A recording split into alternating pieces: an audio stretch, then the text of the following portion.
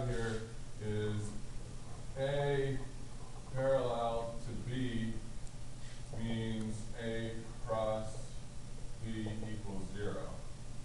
If we have A perpendicular to B, then A cross B, magnitude of it anyway, simply equals magnitude A times magnitude B. Because the sign of 90 would be 1. So this would just become 1, and this becomes A cross A times B.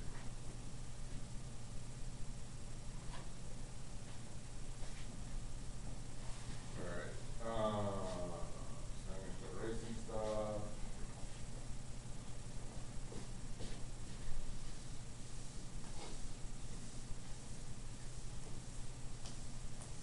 So like I said before, if we reverse the direction of these, if we had A cross B equals C, B cross A equals minus C. Well, if the magnitude stays the same, just reverse the direction. The direction flips around, so the direction flips around goes the other way. Multiplying the magnitude, same way as saying based on height. Multiplying the magnitudes is just 25 times 30 in this case. So 750. I mean, the magnitude is just a number in either direction. So like this in its area, goes again, it's directionless. So if A and B were perpendicular, the area of the parallelogram would be 750. So I use these sums, just fancy here, I'm going to want 3 colors, so you have to go back to my black. For the time being, I'll use the blue. It's just the top left is completely barely discernible by me. By the camera? No, just by me. Yes, very. Just no glare. I'll use the blue for the technique. So also, like I said, if they're parallel, it's 0, so that means the vector cross to the south, A cross A, what's that going to be? Yeah. It's going to be 0. Obviously, a vector is parallel with itself. So that's going to be 0. They are distributive in this sense. A cross, say, some vector B plus some other vector G. What's that? So we have this right here. This is the same thing as A cross B plus A cross G. These are properties of the cross product. Also, if we multiply it by a scalar, we multiply any unit chunk of this by a scalar, so we have some scalar R times A, and we want to cross that with B, that equals A cross that same scalar times B. Also equals that same scalar times A cross B. So it doesn't really matter where you put the scalar, you've got to show this. Multiply it through wherever you want. We've got the same result. With unit vectors, they're all nicely perpendicular to each other. So when we talk I, J, and K, the direction gets much easier. The direction of where C is going to be going. And so we have I cross J simply equals K. These are our unit vectors. J cross K equals I. And K cross I equals J. The way I like to think about this is sort of if you go around in a circle sort of in the positive alphabetical way, and so the way I'm going to write this is like this. I have I, and I have J, and I have K, and I go around in the positive alphabetical way, i.e. in this direction.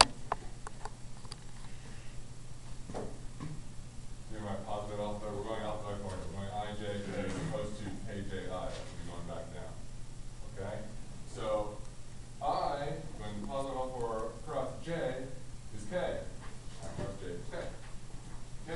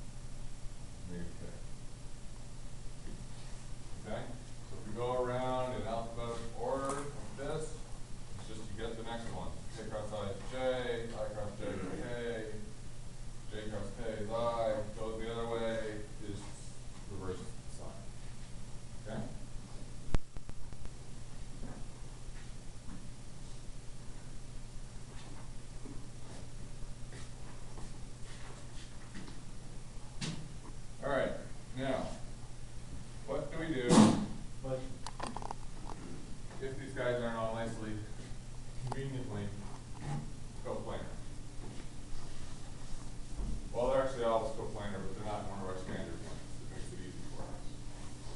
Any two vectors, if you line them up, can become a defined plane, but unless they're actually the same vectors. All right. So if we have A equaling A1I plus A2J plus A3K, it's the same way we're doing stuff with dot product. So I want you to do in the homework and ask you to break it up into I, J, and K components. And we have B equaling B1I plus B2J plus B3K. I'm just defining them that way. Do that. And I want to know what A cross B equals C is. And these are just vectors headed off in whatever directions. They're not all nicely, as I said, in one of our standard planes. Before we were drawing in the XY plane, which made life a lot easier. Here's what you do. We say that A,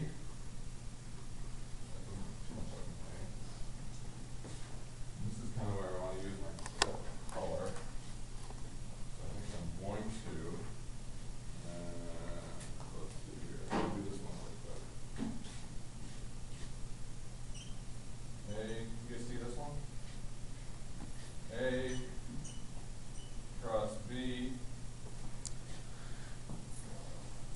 equals, here's what you're going to do. And this is all very cookbook, okay? Good. All right. We're going to write a matrix. I know you guys haven't had linear algebra for the most part, but we're going to do it anyway, because this is what you got to do this. What's that? All right. We're going to take the determinant of the matrix, and I have a relatively simple way to do it. There's various ways to take the determinant. You can do it however you like. I'm going to show you one that I like. So we're going to make a matrix. Matrix is just a set of numbers. So if you're going to matrix, across the top, we're just going to throw our unit vectors. We're going to have I, we're going to have J, we're going to have K. We'll put them in order. Next up, we're going to put I, J, and K components of our first vector, the first one. This would be A in this case, it's the first one. If I was doing B cross A, it would be B. But the first one we're doing, the A cross B. So think of these components. I have A1, A2, A3. And we're going to do the B ones. B1, B2, B3, whatever those values are. We're now going to take the determinant of this matrix. And the symbol for that is you just draw a couple lines on next to this guy. That means we want the determinant of this matrix. This is a true fact. A cross B equals the determinant of that matrix. Okay? So now you may want to know is how do you take the determinant of that matrix?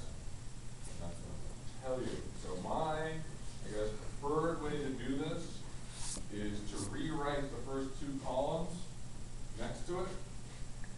Rewrite the I, rewrite the J. So is this in relation to what you added to the homework? No, this was from the homework and the homework from the get-go. Okay. So the first one is kind of Yeah. This was in the homework from the get-go. This is when I asked you to find the cross product of the vectors. Then what we're going to do is we're going to multiply going down in a diagonal. I'm going to multiply these guys and add them up.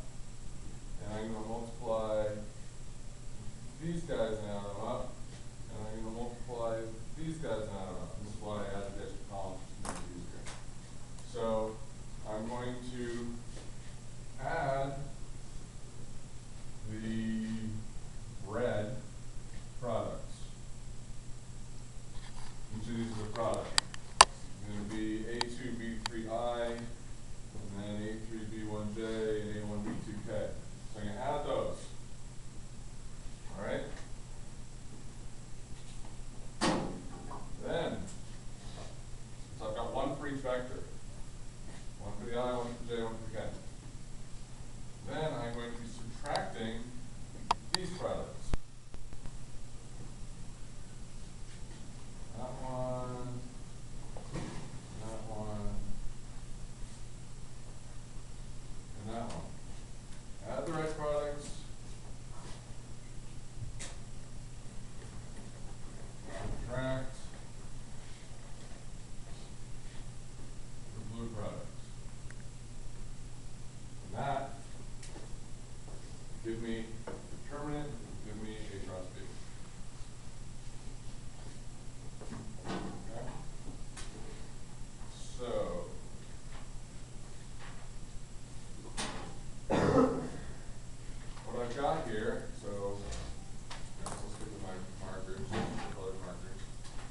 Okay, so I'm gonna add the red products.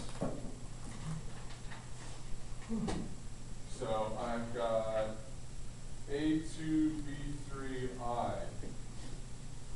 A2B3I, that's my first one. And then I've got, so that's plus, I'm adding them, plus A3B1J plus A1B2K.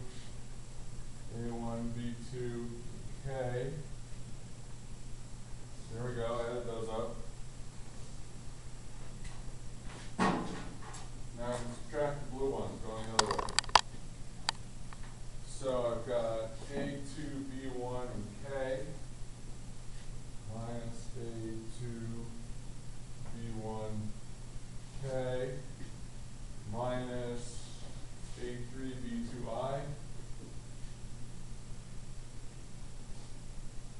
minus A1B3J.